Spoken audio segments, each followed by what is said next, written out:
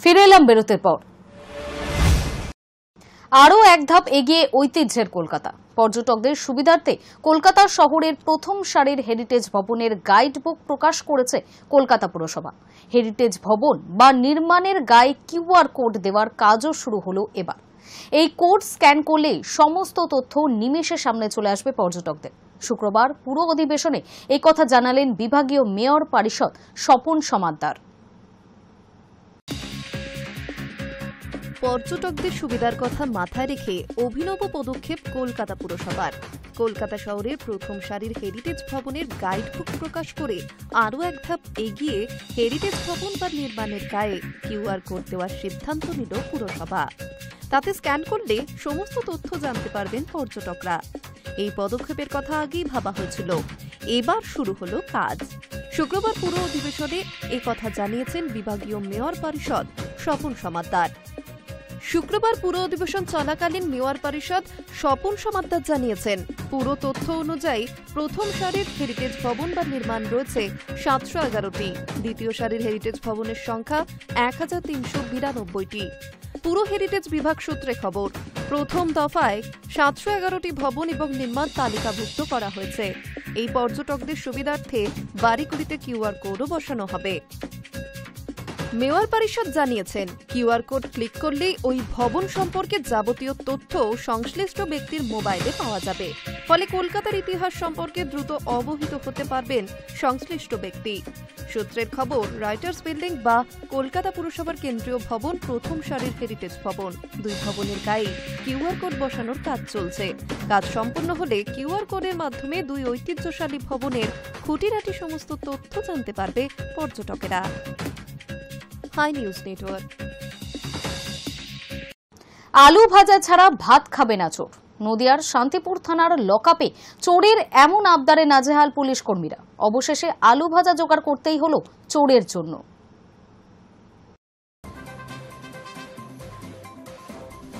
আলু ভাজা ছাড়া ভাত খাবে না চোর। থানার লকআপে চোরের এমন আবদারে হুলুস্থুলু কাণ্ড।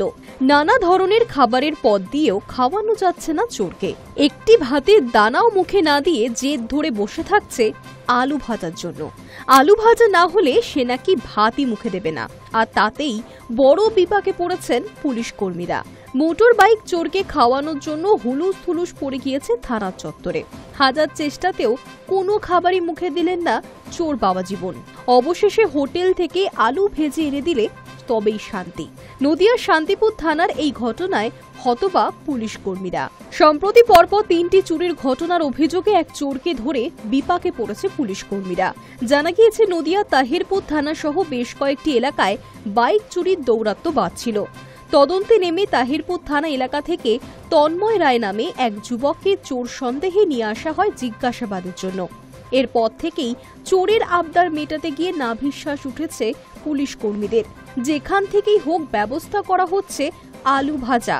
সকাল দুপুর রাত্রি আলু ভাজার আবদারের জন্য বারবার হয়রানি হতে হচ্ছে পুলিশ কর্মীদের। বিষয়টি হাস্যকর হলেও চোরের আবদার মেটাতেই হচ্ছে তাদেরকে। এমতো পরিস্থিতিতে চোরের পেট শান্ত করতেই আলু ভাজা জোগাড় করাই একমাত্র ভরসা এখন পুলিশ কর্মীদের। Hi News Network.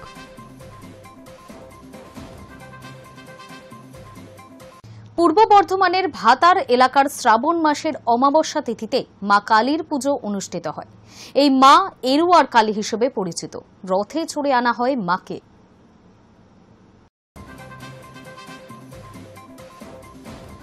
পূর্ব বর্ধমানের ভাতার এলাকার এরুয়া গ্রামে প্রত্যেক বছর শ্রাবণ মাসের অমাবস্যা তিথিতে মা কালীর পুজো অনুষ্ঠিত হয়। এই মা এরুয়ার কালী হিসেবে পরিচিত গ্রামে রথে চড়ে আসেন মা।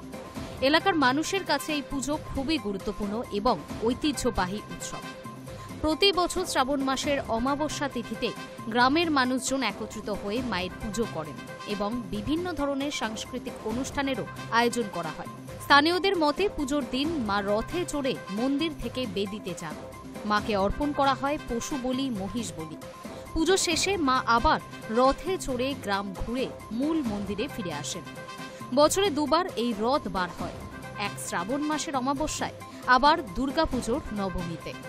মা কালীর দুটি মূর্তি, দুটি সোনার, দুটি মূর্তিতেই পুজো হয়। মাকে পুজো করেন 4 বাড়ির সভা পণ্ডিতদের 4 পুরোহিত, সঙ্গে থাকেন দেহাশিরাও। পুজোর ভোগ হিসেবে মাকে দেওয়া হয় পশু বলির মাংস, সেটাই প্রসাদ হিসেবে ভক্তদের মধ্যে বিতরণ করা হয়। শ্রাবণ মাসের অমাবস্যা তিথিতে সাধারণত হরিয়ালি অমাবস্যা নামে পরিচিত, যা বর্ষা মৌসুমের ফসল এবং প্রকৃতির সবুজ প্রতীক। এই দিনে মা কালীর পুজো করা হয়, যা এই অঞ্চলের মানুষের বিশ্বাস ও সংস্কৃতির একটা গুরুত্বপূর্ণ অংশ। Hi News network.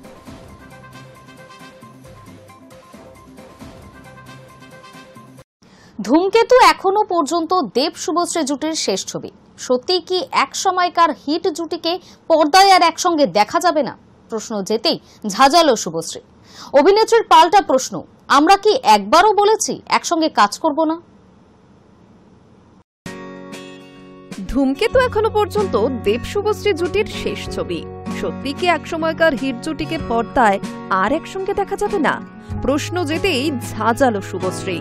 অভিনেত্রীর পাল্টা প্রশ্ন, আমরা কি একবারও বলেছি? সোশ্যাল মিডিয়াতে তো অনেকে অনেক কথা বলে, সেগুলোতে কান দিয়ে লাভ নেই। আমরা সকলেই পেশাদার অভিনেতা, সকলেই কাজ করতে এসেছি। আমরা প্রত্যেকে নিজেদের কাজের প্রতি নিবেদিত প্রাণ, সৎভাবে নিষ্ঠা সহকারে আমরা আমাদের কাজটা করি। যদি কোনো চরিত্র পছন্দ হয় তাহলে সেক্ষেত্রে দেবের সঙ্গে আবার ছবি করব। চিত্রনাট্য যদি পছন্দ হয় তাহলে অবশ্যই একসঙ্গে কাজ করব। অভিনেত্রীর সংযোজন, অভিনেত্রী হিসেবে ভালো ভালো কাজ করার জন্য মুখিয়ে থাকি। বিগত 1.5 দশকে পরাঞ্জয় জুলিয়ারে থেকে রোমিও, চ্যালেঞ্জ, খোকাবাবু, খোকা 420-এর মতো একাধিক সুপারহিট সিনেমা উপহার দিয়েছে দেব শুভশ্রী জুটি। তবে ধূমকেতুতেই শেষবারের মতো পর্দার রোম্যান্স করেছেন তারা। আর সেই সিনেমা নিয়েই 2 সুপারস্টার অনুরাগীদের অ্যাড্রিনালিন রাশ তুঙ্গে। কারণ দেব শুভশ্রী যে এক সময়ে প্রেমের সম্পর্কে ছিলেন সে কথা কারোর অজানা নয়। তবে পরবর্তীতে সেই সমীকরণ বদলেছে। স্বামী রাজ চক্রবর্তী এবং 2 সন্তানকে নিয়ে শুভশ্রী গঙ্গোপাধ্যায় সুখের ঘরকন্যা। অন্যদিকে বর্তমানে রিয়েল 2 পরিসরেই দেব রুক্মিণী হিট। তবে গৃহপ্রবেশ মুক্তির প্রাক্কালে শুভশ্রী গঙ্গোপাধ্যায়কে শুভেচ্ছা জানিয়েছিলেন খোদ দেব। অনুরাগীদের আবদার মেনে ভবিষ্যতে কি দেব শুভশ্রী জুটিকে পাওয়া যাবে? সম্প্রতি এই একই প্রশ্ন সুপারস্টার সাংসদের কাছে রেখেছিল একটি সংবাদপত্র।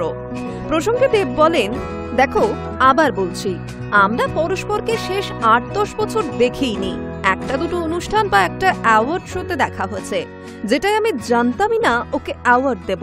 তবে শুভশ্রী সংসার সামলে দারুণ কাজও করছে।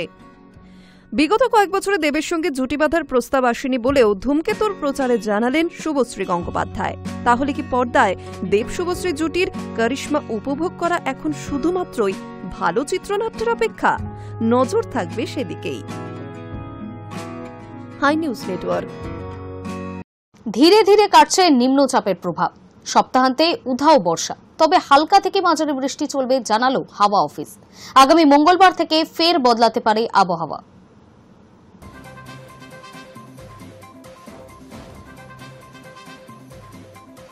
আলিপুর আবহাওয়া দপ্তর পূর্বাভাস অনুযায়ী গভীর নিম্নচাপ গাঙ্গেয় পশ্চিমবঙ্গ পেরিয়ে উত্তর ওড়িশা ও ঝাড়খণ্ড এলাকায় ঢুকেছে।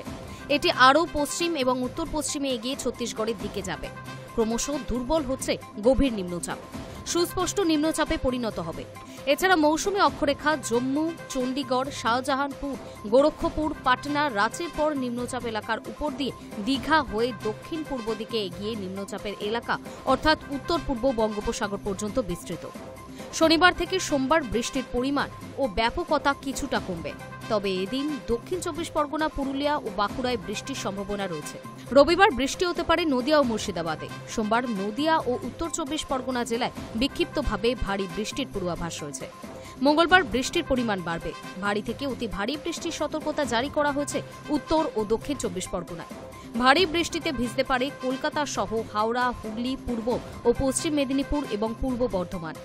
বুধ ও বৃহস্পতিবার বিক্ষিপ্তভাবে ভারী বৃষ্টি হতে পারে পূর্ব ও পশ্চিম বর্ধমান, বীরভূম, পুরুলিয়া ও বাঁকুড়াতে। বৃহস্পতিবার বীরভূম ও মুর্শিদাবাদে ভারী বৃষ্টির সম্ভাবনা। উত্তরবঙ্গেও বিক্ষিপ্তভাবে ভারী বৃষ্টি চলবে। শনিবার আলিপুরদুয়ার ও জলপাইগুড়ি ভিজতে পারে। রবিবার দার্জিলিং, কালিম্পং, জলপাইগুড়ি ও আলিপুরদুয়ারে বিক্ষিপ্তভাবে ভারী বৃষ্টি হতে পারে। সোম থেকে বুধবারের মধ্যে বিক্ষিপ্তভাবে ভারী বৃষ্টি হতে পারে দার্জিলিং, জলপাইগুড়ি, উত্তর ও দক্ষিণ দিনাজপুরে। বৃষ্টির জেরে কমছে তাপমাত্রা। শনিবার কলকাতার সর্বনিম্ন তাপমাত্রা 25.2 ডিগ্রি। শুক্রবার দিনের সর্বোচ্চ তাপমাত্রা ছিল 30.1 ডিগ্রি। বাতাসে জলীয় বাষ্পের পরিমাণ আপেক্ষিক আর্দ্রতা 92 থেকে 100%। বৃষ্টি হয়েছে 75.4 মিলিমিটার। বাতাসে জলীয় বাষ্পের পরিমাণ 100%। তার ফলে বৃষ্টি কমলেও আর্দ্রতাজনিত অস্বস্তি বজায় থাকবে। Hi News network.